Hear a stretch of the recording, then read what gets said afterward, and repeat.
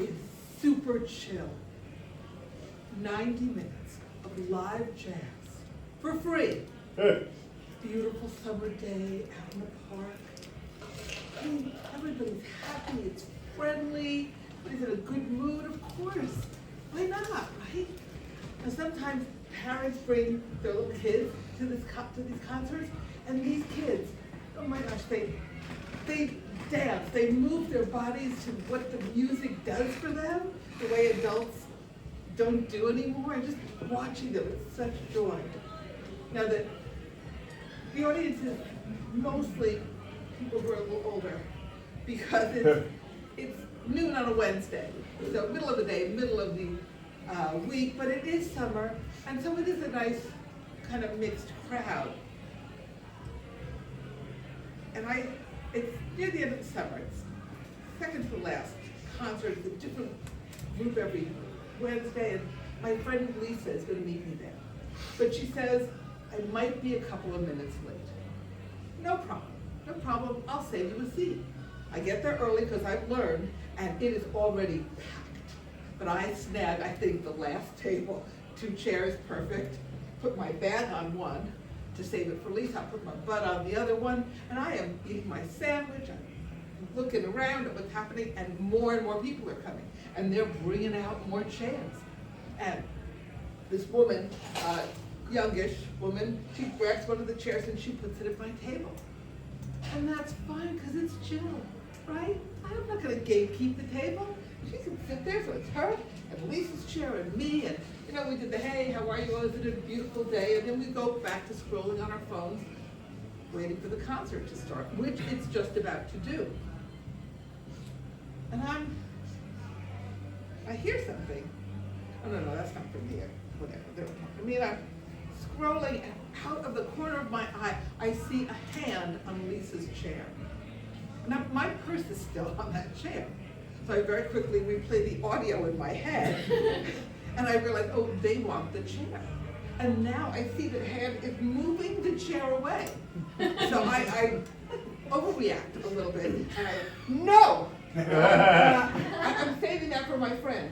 And I look up into the scowling faces of these 2 old ladies. The hand is removed from the chair. They are not happy. And they walk behind me, and the first one says, you didn't have to be so nasty about it. All right, it was a little abrupt maybe, but my friend was, whatever. She's very passive aggressive. And then the second one walks past me, but no, she's all aggressive, no passive. As she gets past me, she turns around and she gets in my face. Oh, she's, her face is so wrinkled.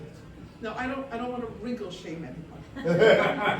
Her face was like 3 trenches of vertical wrinkles on her cheeks, and a slash of bright red lips, big black glasses with thick black frames, and a red floppy hat on top of it all. And she gets in my face and she says, you're not allowed to save seats here. And I said, that's nonsense, of course you are. And she went on to create havoc somewhere else. I am so proud of myself, because I'm not good at confrontation. I don't like confrontation, and I never think of the right thing to say, and I just nailed it. But inside, my heart is pounding, because I did have this confrontation with this woman. And by the way, the concert has now started. I have not heard a single note, because I'm just thinking about what just happened. And I have this overdeveloped sense of fairness. So maybe she's right, maybe I should. I mean, Lisa's not here. Where is Lisa? Anyway, she should have been here by now. And maybe I shouldn't be saving this seat. And I look over there and I see another woman sitting next to a chair that's empty, but for her purse that is on it. I'm like, okay, I'm not the only one saving a seat. It's okay, it's fine. And I'm just trying to wrap this around. I still haven't heard a note. And a woman comes over and she points to Lisa's chair, as I now think of it, and she says, is this available? And I smile ruefully, sorry. And she's like, oh, okay, thanks. And she walks away, because that's the way it's supposed to go because we're chill. And then I see a woman walk over to my compatriot and seat saver. And there is an exchange between them, and I see the other seat saver with the rueful smile and the shake of the head. And now this woman comes over to me and points to Lisa's chair. Is this available? And I smile ruefully and, no, sorry.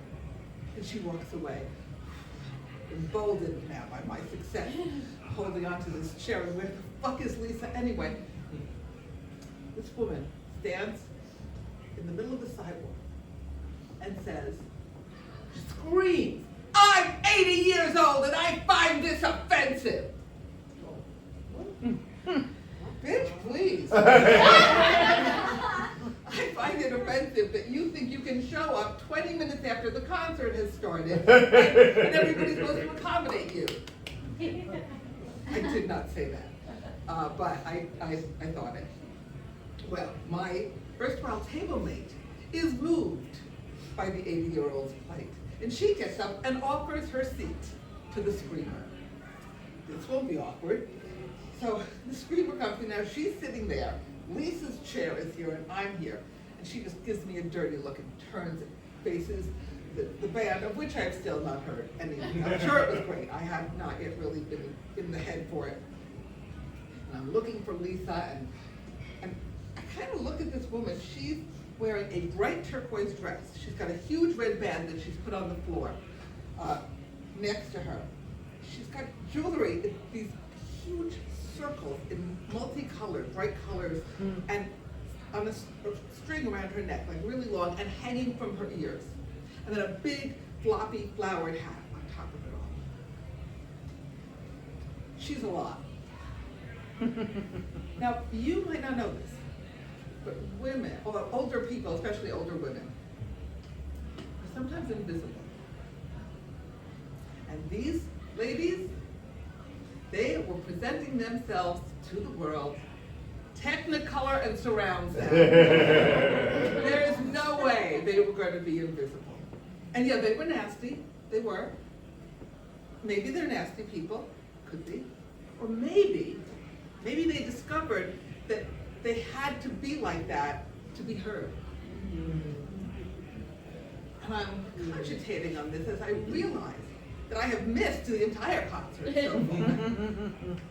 And I've been worrying about taking up too much space. Now I know you're wondering, Lisa did arrive soon after, apologized for being so late, and said, you know, I'm sorry, but I really need a coffee. Do you mind if I just run to Starbucks? I'll be back in a minute. And I said, sure, go ahead. I'll save your seat.